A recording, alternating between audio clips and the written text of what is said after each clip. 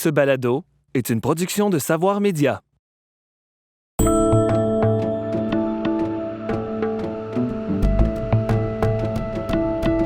Bonjour et bienvenue à Faits biodivers. Durant cet épisode, nous discuterons d'insectes, un maillon crucial de la biodiversité mondiale. Je m'appelle Alexandre Shields, je suis journaliste spécialisé en environnement et je vous présente la série de balados Faits biodivers qui s'intéresse à divers enjeux liés à la biodiversité d'ici et d'ailleurs. L'épisode d'aujourd'hui est consacré aux insectes qui constituent un maillon crucial de la biodiversité mondiale et qui représentent une myriade d'espèces. À titre d'exemple, uniquement au Québec, environ 13 000 espèces d'insectes ont jusqu'ici été documentées et il est possible qu'on en retrouve au moins le double. Pourtant, à l'échelle de la planète, plusieurs espèces et populations d'insectes accusent des déclins marqués depuis déjà plusieurs années. Ces déclins suscitent habituellement peu d'émotions puisqu'après tout, on associe souvent les insectes à des bestioles nuisibles et répugnantes ou encore à de mauvaises expériences de plein air.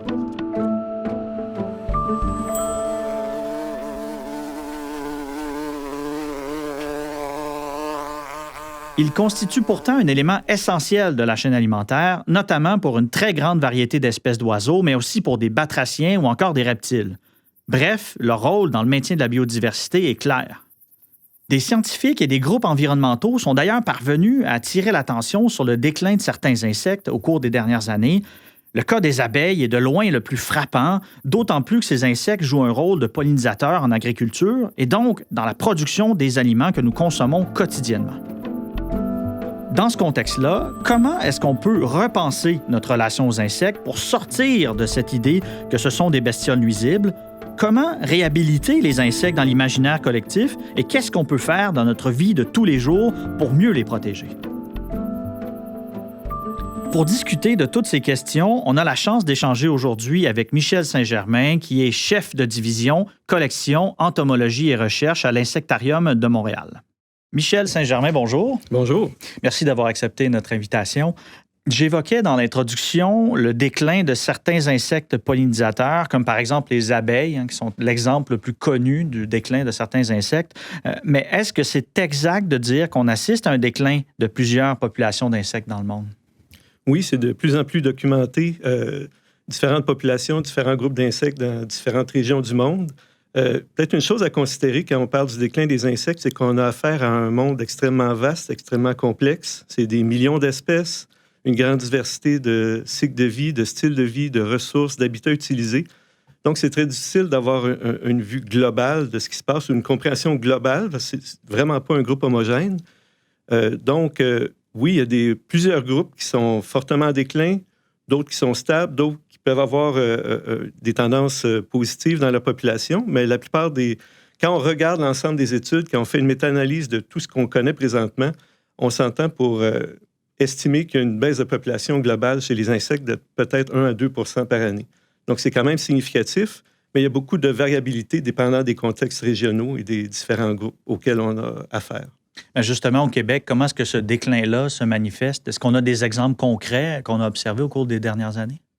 Au Québec, il y a certains cas de figure qui sont bien documentés. Pour les insectes, avoir des données à long terme sur un grand nombre de populations, de communautés, c'est vraiment pas évident. On n'a pas beaucoup de données à long terme sur de nombreux insectes, mais pour certains cas qui sont mieux documentés, comme par exemple les pollinisateurs que vous formuliez, il y a certaines espèces dont on a des déclins importants qui sont vraiment très bien documentés. On parle je donne un exemple, le bourdon à tache rousse, qui était largement distribué dans le sud du Québec, de l'Abitibi jusqu'à la région de Québec, jusqu'à la frontière américaine. C'était une composante importante des communautés de bourdons. On parle de peut-être 15 % de tous les bourdons qu'on pouvait voir dans un site, qui n'ont pas été vus au Québec depuis 2003. Donc, c'est un exemple où l'espèce est pratiquement rendue au point où on dit qu'elle est disparue du Canada.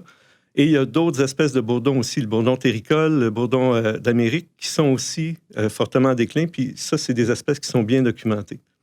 Lorsqu'on parle du déclin des insectes au Québec, on utilise parfois l'image du pare-brise, en disant, par exemple, que lorsqu'on roule en voiture en campagne l'été, on voit moins d'insectes venir s'écraser sur notre pare-brise. Est-ce que c'est un fait avéré ou est-ce que c'est de l'ordre de la légende urbaine?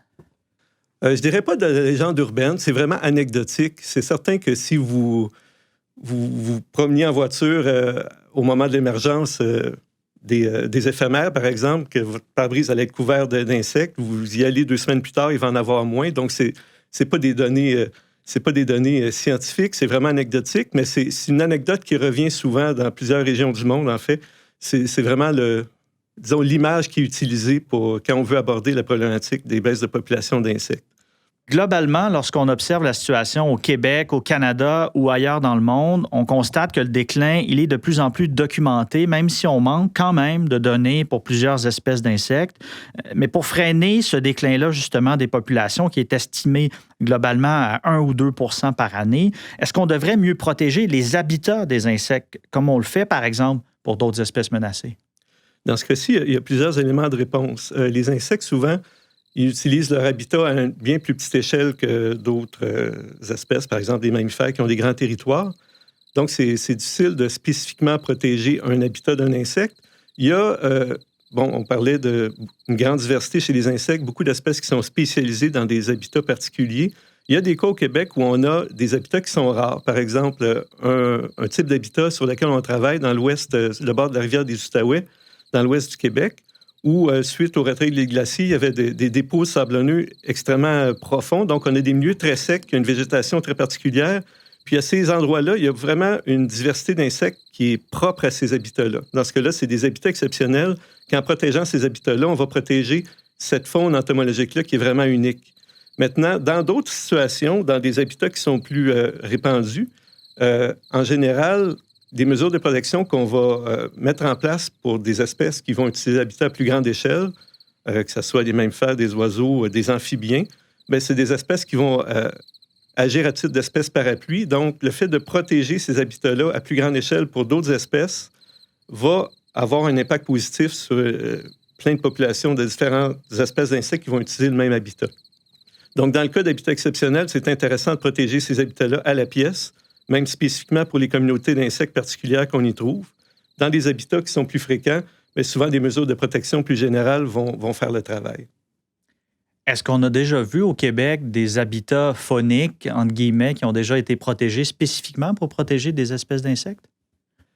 Au Québec, non. En fait, souvent, ces mesures de protection-là spécifiques vont venir avec un statut légal. Donc, par exemple, que ce soit sur la loi sur les espèces menacées ou vulnérables du Québec ou sur la loi sur les espèces en péril fédérale. Puis, en ce moment, les espèces qui sont davantage considérées, on parlait des bourdons, par exemple, donc ils vont utiliser vraiment des territoires très grands, des paysages qui sont complexes. Donc, c'est difficile d'avoir des mesures spécifiques de protection, dans ce cas-là, de portions d'habitat. Mais ça pourrait venir assez rapidement. Entre autres, on travaille sur une espèce, la cicindèle verte d'Épinette, dans le type d'habitat dont je vous parlais, qui est sur l'annexe 1 de la loi sur les espèces en péril. Donc, ça pourrait être un habitat spécifique qui serait protégé sous la loi fédérale, éventuellement. Et de quoi elle a l'air, cette cicindèle dont vous évoquiez le nom? Bien, elle ressemble beaucoup à une cicindèle qui est beaucoup plus commune, qui est verte, métallique, brillante. On va la retrouver dans les milieux ouverts, souvent très ensoleillés. La cicindèle à 6 points. Donc, c'est un petit coléoptère vert, très agile, très rapide. Il va s'envoler rapidement quand on s'y approche. Donc, c'est une espèce qui est quand même assez charismatique, mais qui est vraiment très limitée. Je pense qu'on a probablement 3 populations au Canada documentées, dont une au Québec qu'on a redécouvert il y a quelques années, puis potentiellement une deuxième dans un habitat à proximité. Donc, on parle d'espèces vraiment très, très rares.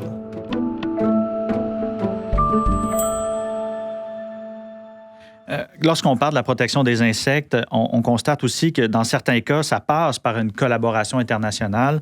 C'est le cas du papillon monarque, par exemple, qui fait des migrations du Mexique jusqu'au Canada. Mais est-ce qu'à votre avis, c'est possible d'imaginer une protection, des accords internationaux pour protéger certaines espèces? Bien, le monarque, c'est un bon exemple. C'est un des rares exemples où il y a présentement des collaborations pour la sauvegarde des insectes. On parle d'un insecte migrateur, donc qui va se déplacer sur des milliers de kilomètres. Et où, dans ce cas-ci, on a 3 pays, le Mexique, les États-Unis, le Canada, où à chacune des étapes, il y a un élément d'habitat important qui complète son cycle de vie. Donc, dans ce cas-là, c'est essentiel qu'il y ait une collaboration. Je pense que le monarque a une signification culturelle à travers toute l'Amérique du Nord. Donc, c'est un beau cas de figure de collaboration internationale pour la sauvegarde des insectes. Autrement, c'est plus rare, étant donné que les insectes, comme je disais, utilisent l'habitat à plus petite échelle. C'est plus fréquent en Europe, par exemple, où les pays sont plus petits, il y a plus de proximité. Il va y avoir plusieurs espèces rares qui sont en voie de disparition, qui sont bien documentées. On sait que les populations vont traverser les frontières. Dans ce cas-là, il va y avoir une collaboration qui va être plus évidente. De notre côté, en Amérique du Nord, c'est plus rare. Ça va surtout être des espèces qui sont migratrices. Pour le moment, il y a le papillon monarque qui fait office d'efforts multinationaux, disons. Il y a aussi des collaborations internationales pour les pollinisateurs qui se mettent en branle, par exemple, entre autres à travers la Commission de coopération environnementale, donc qui regroupe le Mexique, les États-Unis et le Canada, qui ont fait beaucoup d'efforts pour le monarque, mais maintenant qui débutent une discussion au sujet des pollinisateurs. C'est plus un partage de connaissances, un partage d'expériences à ce point-ci pour développer ce dossier-là, puis pour parfaire notre connaissance de la problématique avec les pollinisateurs. Donc, il y a des aspects comme ça où il y a une collaboration internationale qui peut vraiment apporter quelque chose d'intéressant en termes de conservation.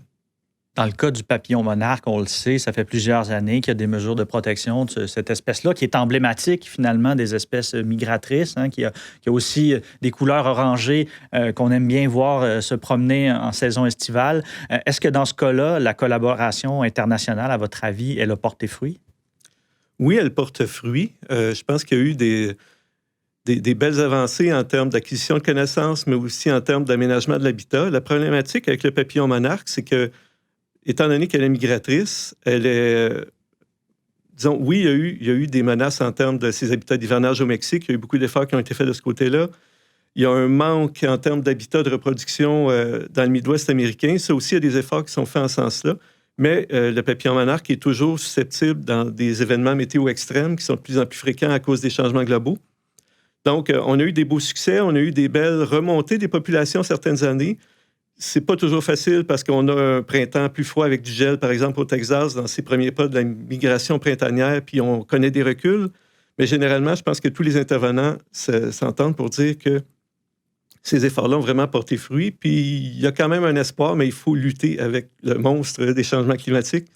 Donc, il y a plusieurs fronts de bataille pour le papillon monarque. Mais les efforts multinationaux ont vraiment porté fruit jusqu'à maintenant.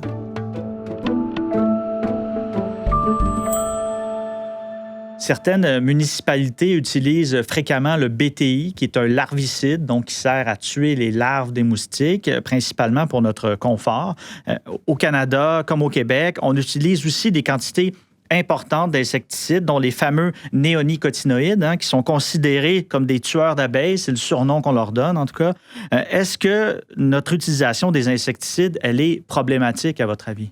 Il y a plusieurs aspects à la question. Quand vous parlez de BTI pour utiliser comme larvicide, c'est sûr que dans certaines régions plus au sud où les moustiques sont vecteurs de maladies qui peuvent être graves pour les êtres humains, c'est une situation différente où souvent on n'a pas d'autres options. Au Canada, pour le moment, c'est moins le cas. C'est vraiment une question de confort. Puis, c'est dans certains cas, dans certains milieux très peuplés où ça peut être problématique, ça peut être une option qui est envisagée. Dans d'autres cas, il faut se poser des questions. Quels sont les impacts sur les autres espèces proches des espèces ciblées qui vont être affectées négativement, les impacts sur la chaîne alimentaire. Puis je pense qu'il y a une conscientisation qui est en train de se faire à ce niveau-là auprès de la population. Donc, ça, c'est un cas. Dans le milieu agricole, c'est sûr que c'est une problématique qui est complexe. Il y a beaucoup de pression sur les agriculteurs. C'est un milieu qui est difficile. Puis souvent, on peut s'insurger contre l'impact qui a été documenté sur les néonicotinoïdes, mais ce pesticide-là a remplacé un autre qu'on jugeait dangereux ou inapproprié pour des aspects environnementaux. Puis ce qui va les remplacer plus tard, les nouvelles générations de pesticides sur lesquels on travaille présentement, on sait déjà qu'ils sont peut-être pas mieux, disons, pour la sauvegarde des abeilles puis la diversité des insectes. Donc, je pense que les pesticides en milieu agricole, ça fera toujours partie de l'équation. C'est de continuer de mettre en pratique, de développer des pratiques alternatives ou de mieux intégrer ça dans tout un coffre à outils, disons. Utiliser des haies brise-vent pour diminuer la dérive des pesticides ou l'impact sur les communautés qui ne sont pas ciblées, tout ça. Fait que je pense qu'il ne faut pas... Je ne vois pas à moyen terme un monde où on va exclure les pesticides des pratiques agricoles. Je ne pense pas que c'est réaliste. Mais je pense qu'il y a un travail qui se perpétue pour essayer d'intégrer ça dans un coffre plus large, où il y a plus d'options, puis où on peut diminuer les impacts sur les organismes qui ne sont pas ciblés. Les insectes, on le sait, sont utiles pour la pollinisation, mais quels sont les autres services qui sont, en guillemets, rendus par les insectes et dont on bénéficie au jour le jour sans s'en rendre compte?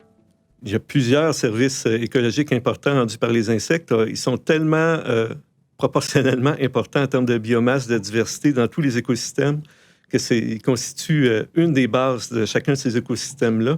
Un des services importants, c'est la décomposition. Ça peut paraître... ça passe inaperçu, c'est pas très intéressant, mais tout le travail que ces insectes-là font, c'est qu'ils vont reprendre toute l'énergie et les nutriments qui sont stockés dans la matière organique morte, ils vont la remettre en circulation dans l'écosystème. Donc, c'est vraiment à la base de l'écosystème. Les insectes ne sont pas les seuls à participer à ce processus-là. Il y a des bactéries, des champignons, mais ils jouent quand même un rôle important, puis c'est un rôle primordial dans le maintien des fonctions des écosystèmes. Étant donné qu'ils sont tellement importants au point de vue de la biomasse, c'est évident que c'est un maillon primordial de la chaîne alimentaire. On parle aussi souvent de leur impact sur la qualité de l'eau, parce qu'il y a beaucoup de larves d'insectes qui vont vivre dans le fond de l'eau, dans l'eau, et qui vont agir comme filtreurs, parce qu'ils vont se nourrir de particules qui vont être captées dans l'eau. Donc, ils ont vraiment un impact important sur la qualité de l'eau. Puis ça, c'est souvent méconnu. Même des insectes qui peuvent être considérés nuisibles, ils ont quand même un apport positif dans les écosystèmes en jouant un rôle au niveau de la qualité de l'eau. Donc, on peut dire que le rôle des insectes dépasse largement celui de la simple pollinisation, là, à laquelle on associe souvent ces petites bestioles-là. Absolument. Puis on dit souvent qu'un monde sans insectes ne pourrait pas fonctionner. Et au niveau des écosystèmes, c'est tout à fait vrai. Pour mieux protéger les insectes, il faudrait aussi probablement que les citoyens fassent pression sur les décideurs politiques pour les forcer à agir. Mais ça ne semble pas être évident à première vue, puisqu'habituellement, on a une perception assez négative, justement, de ces petites bestioles-là. On peut, par exemple, les associer à des moments désagréables en plein air. Quand on pense aussi aux mouches ou aux maringouins, là, on a souvent des souvenirs désagréables qui nous viennent en tête. Dans d'autres cas, on craint carrément de les voir dans nos jardins, dans nos cours, voire dans nos maisons. Pourquoi, selon vous, Michel Saint-Germain, on a une aussi mauvaise perception des insectes dans notre quotidien? À première vue, je vois deux éléments de réponse. Premièrement, je pense que c'est une réaction naturelle qu'on a, plus un organisme est éloigné de nous en termes d'anatomie, de style de vie, plus on a un inconfort. Je pense que tout le monde veut protéger les grands singes et est intéressé par les mammifères, les poissons un petit peu moins. On est rendu dans les invertébrés, c'est un monde qu'on connaît beaucoup moins, puis pour lequel souvent avoir une aversion naturelle. Donc, il y a une conscientisation qui doit se faire pour comprendre leur rôle, puis aussi une familiarité à développer. Plus on est à l'extérieur, plus on va observer les insectes, plus on va avoir des interactions positives, plus cette conception-là des insectes vont changer. D'autre part, comme vous dites, on a beaucoup d'interactions négatives, puis aussi dans le discours social, dans les médias, souvent, quand on va parler d'insectes, ça va être dans des contextes négatifs. Bon, les punaises de lit dans le temps du déménagement, une invasion de criquets à Saint-Élie-de-Caxton, où ça va être... Puis rarement, il va y avoir des nouvelles ou des interventions dans les médias où on va focusser sur ce qui est positif. Je pense que ça commence à changer. Souvent, dans des situations comme ça prend un porte-étendard. On parle beaucoup des pollinisateurs ces temps-ci. Je pense que ça peut faire office de porte-étendard. Ça éveille la curiosité des gens. Ça les conscientise sur l'importance que les insectes ont. Puis, je pense que aussi... on parle beaucoup de la déconnexion des gens envers la nature, à notre époque. Puis plus on se reconnecte à la nature, plus on fréquente les espaces extérieurs, puis qu'on a des contacts où il n'y a pas d'aspect déplaisant avec les insectes, puis ça va éveiller la curiosité des gens, la fascination des gens, parce que c'est un monde fascinant de par sa diversité, sa complexité, sa beauté. Puis, mais ça aussi, ça évolue tranquillement. Je pourrais faire référence à un service qu'on offre à l'Insectarium, le service des renseignements entomologiques. Ça fait plus de 20 ans qu'on reçoit les questions du public, puis on va répondre à leurs interrogations. Puis il y a 20 ans, les gens disaient, j'ai un nid de guêpe, comment je fais pour les tuer? Ou ça reflétait bien la relation plus négative que les gens avaient avec les insectes. Puis de nos jours, maintenant, on voit un changement d'optique où on dit, il y a un nid de guêpe, est-ce qu'on peut le déplacer? Est-ce que c'est des pollinisateurs? Est-ce qu'ils jouent un rôle important? C'est qu'on voit ce changement dans les mentalités-là. Ça se fait petit à petit. Je pense que C'est le rôle aussi de spécialistes, de chercheurs comme nous, de un peu pousser la note pour qu'il y ait des représentations plus positives dans les médias ou que les informations ou la connaissance scientifique soit plus accessible au public pour accélérer cette conscientisation-là. Mais je pense que généralement, on s'en va dans la bonne direction. Concrètement, est-ce que vous sentez qu'on est en train progressivement de réhabiliter les insectes dans notre imaginaire collectif? Je pense que oui. Je pense que dans notre milieu de travail, c'est sûr qu'on voit les visiteurs qui viennent à l'insectarium, on voit qu'il y a une curiosité, qu'il y a une fascination pour toute cette diversité-là. On commence à en parler davantage dans l'espace public, le rôle des pollinisateurs. On commence à avoir des aménagements spécifiques pour encourager la biodiversité, encourager les pollinisateurs. Il y a des actions qui sont prises à la Ville de Montréal ou dans d'autres municipalités. C'est qu'on voit que ce processus-là est en marche. Et je pense que moi, je suis quand même optimiste par rapport à ça parce qu'on le voit, je le vois autour de moi, au sein de ma famille, au sein des communautés, qu'on commence à considérer les insectes comme ce qu'ils sont vraiment, soit comme des organismes qui sont essentiels à la vie, finalement.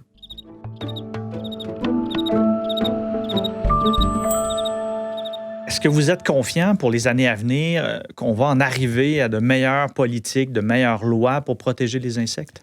Moi, je suis optimiste. Je pense que c'est dans l'air du temps. On le perçoit qu'il y a un processus de conscientisation qui se fait sur l'importance des insectes, puis le déclin qu'on commence à documenter, entre autres au niveau des pollinisateurs. On participe à l'insectarium à un effort, un groupe de recherche qui est mis en place, qui inclut le MAPAC, donc c'est le ministère de l'Agriculture, des Pêcheries et de l'Alimentation du Québec, différents chercheurs de différents milieux pour développer des meilleures pratiques en milieu agricole qui vont faciliter la préservation des pollinisateurs. On voit que de plus en plus, toutes les mesures qui sont en lien avec les problématiques environnementales ont de plus en plus d'attention et de plus en plus de pression de la part du public. De ce côté-là, je suis vraiment optimiste. C'est sûr que le changement, on perçoit toujours le changement comme allant trop tranquillement à notre goût, mais je pense qu'on est dans la bonne voie de ce côté-là. En attendant les meilleures politiques de protection de la part des gouvernements, comme citoyens, comme citoyennes, qu'est-ce qu'on peut faire concrètement pour contribuer à la protection des insectes au quotidien? Il y a plusieurs choses qui peuvent être faites. Souvent, on considère que c'est des enjeux qui sont tellement vastes qu'on n'a pas de contrôle là-dessus, mais on peut faire beaucoup d'actions autour de chez soi pour favoriser la diversité, favoriser les populations d'insectes bénéfiques qui sont autour de nous. C'est sûr que quand on a l'opportunité d'aménager un petit coin de jardin, de planter des plantes indigènes, de planter des plantes nectarifères qui vont aider les populations de pollinisateurs, c'est quelque chose qui peut se faire, qui va avoir un impact positif, puis qui va être aussi agréable. On améliore notre milieu de vie. Si on a un petit potager, d'attirer les pollinisateurs, c'est sûr que ça va avoir un impact positif. Il y a d'autres façons d'aménager ces espaces pour favoriser, par exemple, la nidification des bourdons ou d'autres. Ça, il y a beaucoup d'informations qui sont disponibles sur Internet là-dessus. Un autre aspect qui est en développement actuellement, qui devient de plus en plus intéressant, entre autres d'un point de vue recherche, c'est la science participative, où les citoyens peuvent rapporter des observations qu'ils vont faire. Ça, c'est intéressant parce que de faire le suivi des populations d'insectes, c'est tellement vaste que c'est extrêmement difficile de faire à grande échelle, mais si le citoyen participe, il a un intérêt, premièrement, il va développer ses connaissances, il va développer son esprit d'observateur autour de lui, il rapporte ses observations sur des plateformes web, puis cette information-là, après, peut servir aux chercheurs pour mieux connaître la distribution des différentes espèces, mieux connaître les tendances dans les populations. Donc, il y a plusieurs plateformes de sciences citoyennes. Mission Monarque, qui est spécifique aux monarques. Il y a eButterfly pour les papillons, eNaturalist, qui est plus généraliste. Donc, pour les citoyens engagés, qui est vraiment intéressé à contribuer au niveau de l'avancement de la science, entre autres, bien, toutes les plateformes de sciences citoyennes qui sont disponibles, c'est vraiment quelque chose où le citoyen peut avoir un impact intéressant.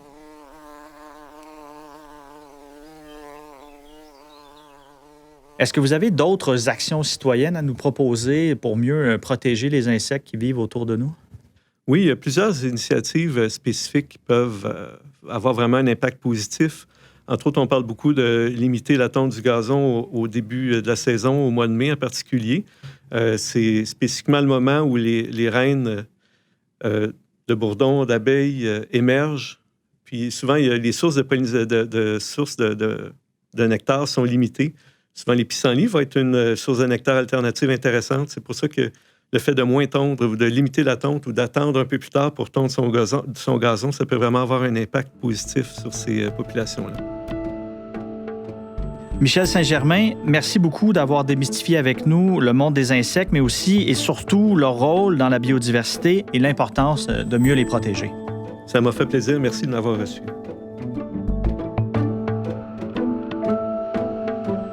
Dans le prochain épisode, nous allons nous tourner vers la biodiversité végétale, celle que nous retrouvons autant en ville qu'en campagne, mais aussi dans nos assiettes. Cet épisode de Faits biodivers accueillait Michel Saint-Germain, chef de division collection, entomologie et recherche à l'Insectarium de Montréal. Au contenu et à l'animation, Alexandre Shields. À la réalisation, Marie-Hélène Frenette-Assad. L'idée originale est de Hélène Lorrain, qui en assume également la production déléguée, et Nadine Dufour, la production exécutive. La musique provient de BAM Music Library. Faits biodivers est une balado-diffusion de Savoir Média produite avec la participation financière du gouvernement du Québec.